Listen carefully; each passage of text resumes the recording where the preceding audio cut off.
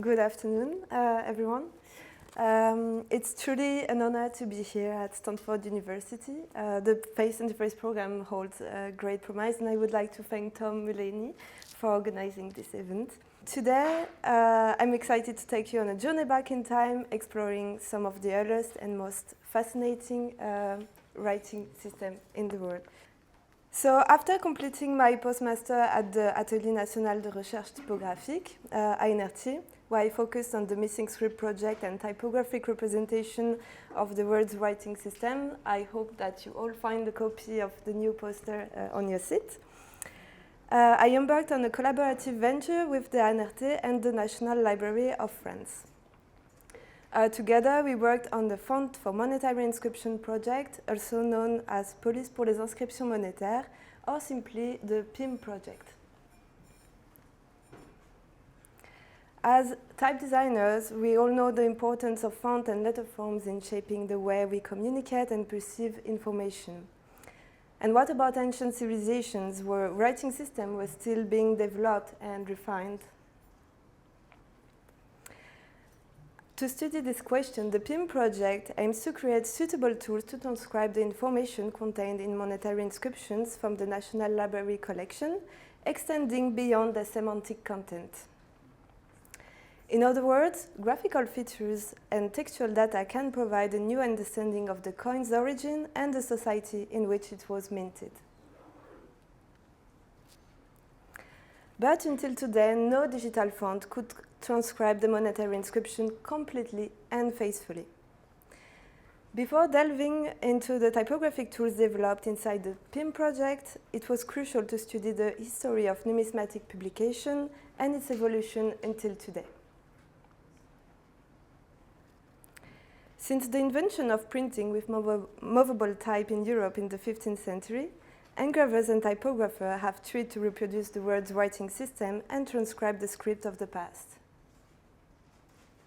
Technological advances have developed various transcription methods for scholarly publishing, such as engraving, lithography, autography, photography, and so on. Magnificent examples of transcription characters are kept at the Imprimerie Nationale in France. For example, in 1967, and on the initiative of Ernest Renan, the Académie des Inscriptions et Belles-Lettres commissioned the Imprimerie Nationale to engrave characters in order to publish a study of all non-Semitic inscriptions entitled the Corpus Inscriptionum Semiticarum. Since the 19th century, numismatists have tried to provide in their catalogues a maximum of graphic information on the monetary legends thanks to sets of printing characters. But types often represent an incomplete selection of the signs present in the monetary inscriptions. In 1923, Jacques de Morgane pointed out the difficulties for the numismatists to publish their transcription if it's a minority writing system or oriental, as he said. And unfortunately, this observation is still valid today. In the 20th century, digital humanities opened new possibilities for academic research through the digitization techniques of text and images, indexing, and networking. However, despite recent technological progress, typography appears to be a poor relative of academic research. Researchers lack suitable tools such as digital typefaces, functional interfaces, good Unicode encoding, and interoperability to support their work. The lack of well-designed, complete typefaces and often the use of images instead of encoded text have been one of the main shortcomings in conducting research on various historical fields. To address this issue, we need to understand its root causes. Is it a problem with the interface, the encoding, the keyboard? Is it an issue of researcher awareness? Or is it because of a lack of communication between historical fields and type industry? For response to scholar needs, we have to understand their editorial preferences. We first noticed that the information will be deployed toward a very broad description to an increasingly more precise analysis,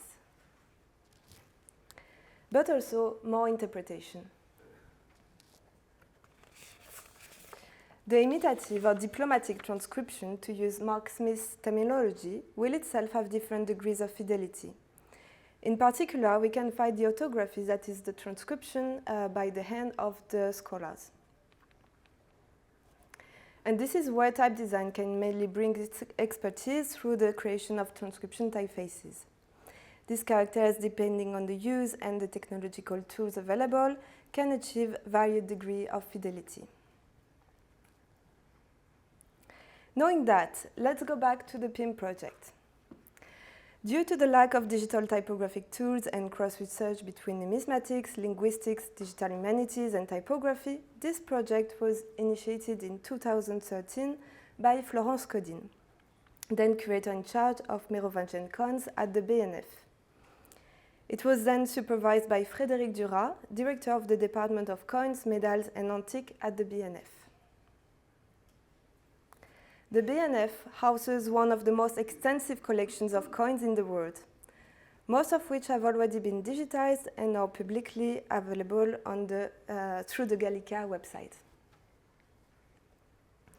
Thanks to this extensive digital resource and software called Numipal, it was possible to draw up an inventory of the letters and their variant present in the coins of their collections. This allowed for the identification of not only the signs, but as well as all the graphical variants in which they appear in the corpus.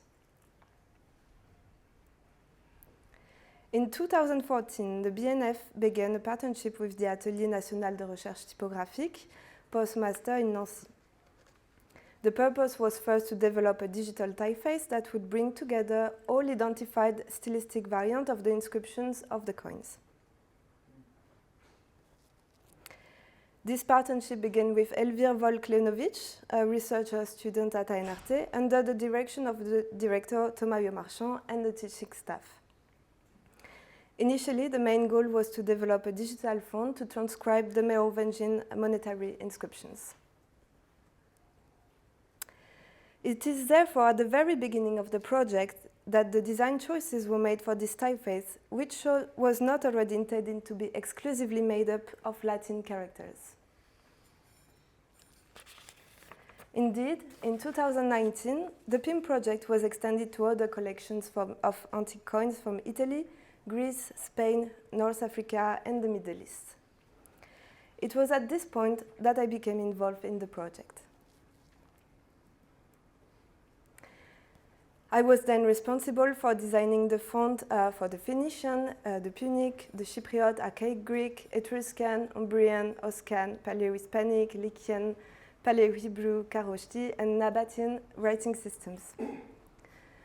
So far, 1,550 glyphs have been designed, and this number is expected to increase as the project progresses.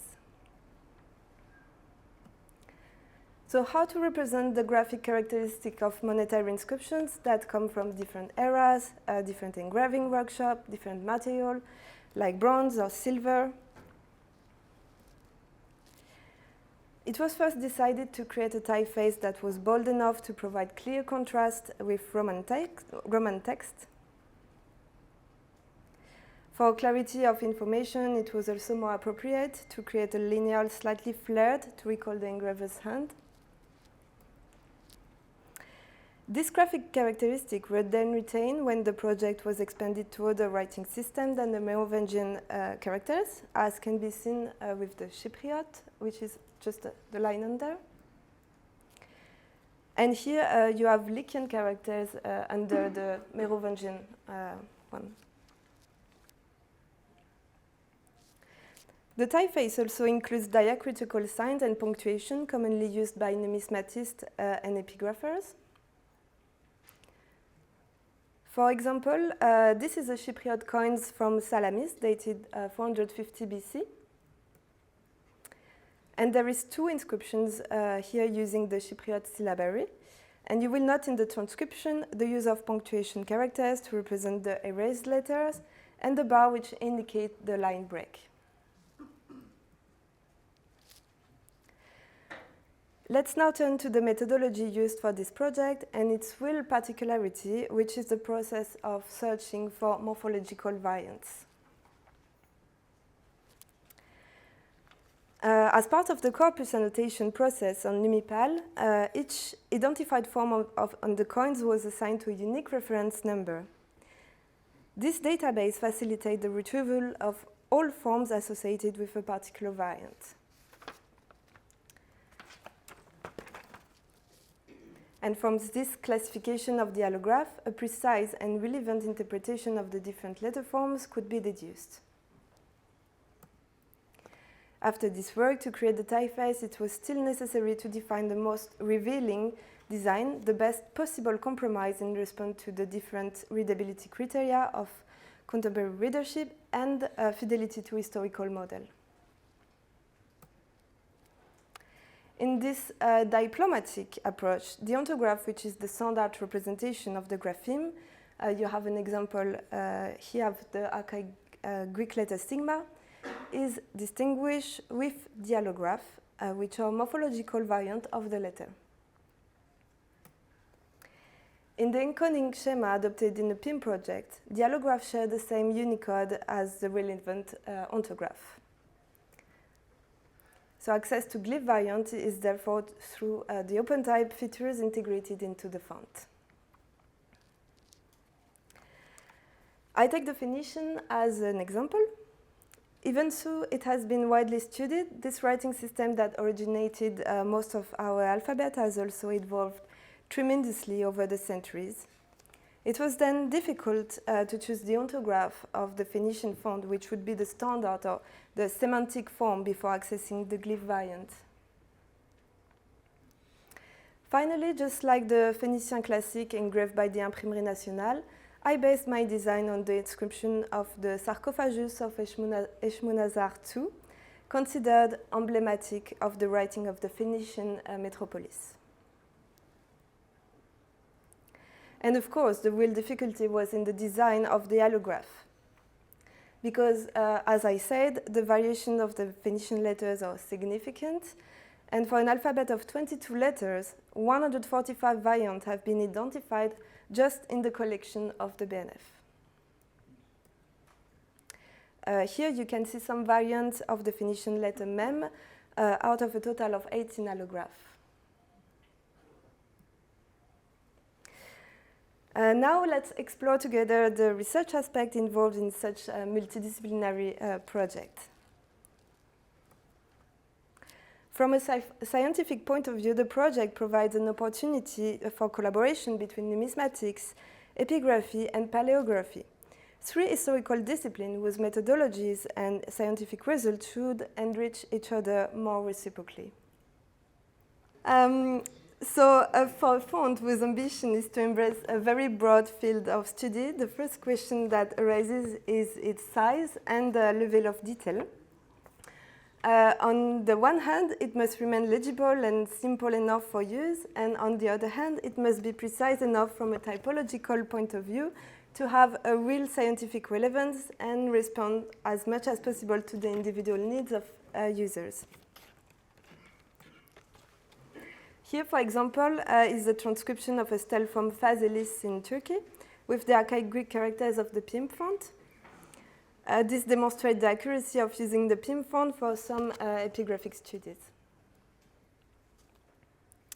Also, comparing Greek coins from different periods and mints allow for the evaluation of morphological evolutions of the letters based on both the period and the engraver's hand.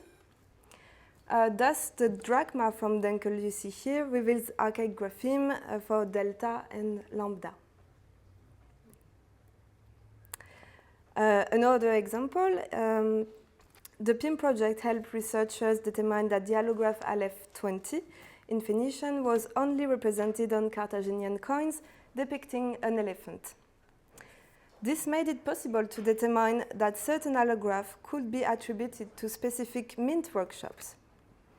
Thus, listing morphological variants also allows researchers to develop historical and geographical reflections based on the study of letter variations.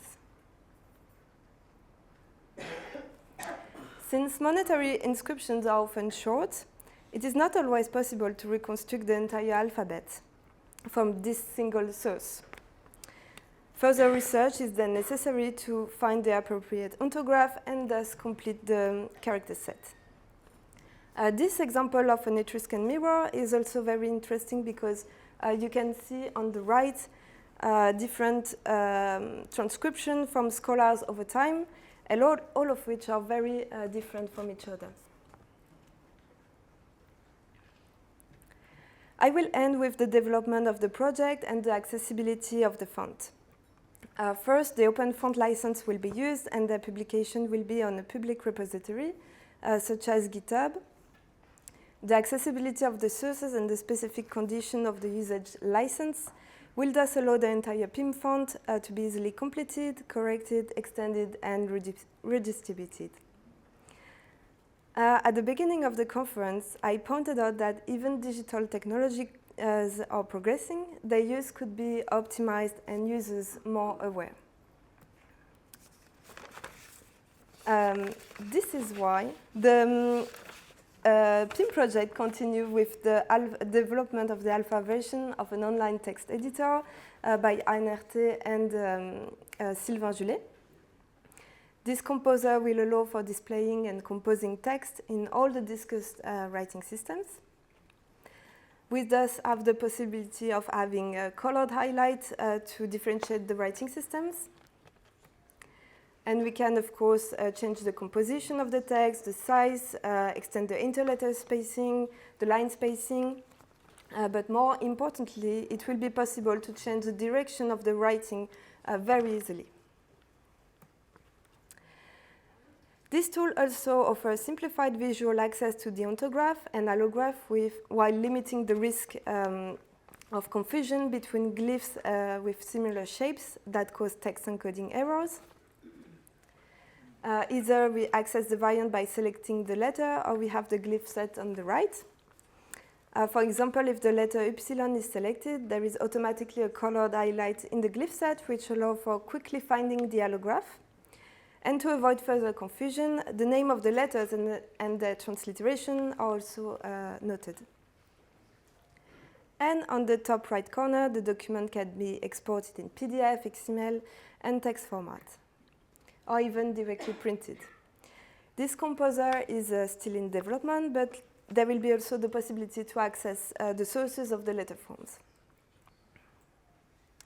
And to conclude my presentation, thanks to an enthusiastic and productive collaboration between the BNF and ANRT, the PIM project has opened up many perspectives.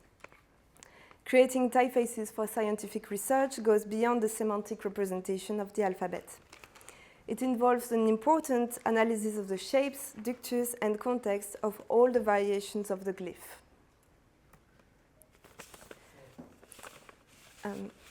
Okay. The multiplicity and diversity of letters morphology that make up the PIM font pose a challenge in terms of design and file architecture to enable their use within scientific publications.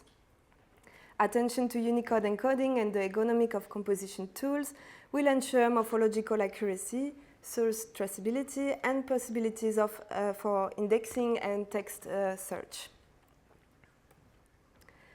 The typographic adaptation of ancient writings is an exciting challenge for a designer. The signs that make up the PIM font are a testament to our history, and creating typefaces for transcription has allowed me to study some of the oldest writing systems in the world and attempt to understand how they may have influenced each other. This project also highlights how creating custom typographic tools combined with precise historical studies can contribute to the quality of online catalogs and scholarly publications. Through a fruitful exchange between theory and practice, it is possible to advance research in typography and humanities and thus improve methods of access and sharing sharing knowledge. Thank you, everyone, for listening.